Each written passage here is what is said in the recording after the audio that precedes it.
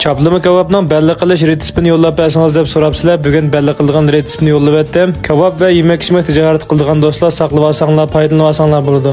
Oldi bilan 1 kilogram go'shtni 60 gram yig'irlatib parchalab olamiz. Xaridorlarning taklifiga asosan biz yangpayni qildik. Yurak besi 555 raqamlarini yo'llab etgandan keyin kebabchi do'stlar bo'lsa avatib qo'ysanglar bo'ladi.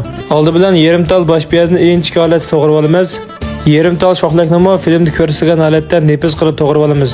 To'xoning tuxumidan 1 kilogram go'shtga 3 tal chaqamiz. Tuzdan 10 gram tuzni jonlab tayyorlab olamiz.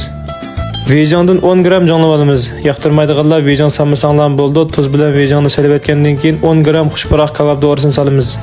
Ravurs aralashtirib, doridamakning, piyozning, shoxlining ta'mini chiqarib olamiz. Filmda ko'rsatilgandagidek mijib suyini chiqarib olsak bo'ladi.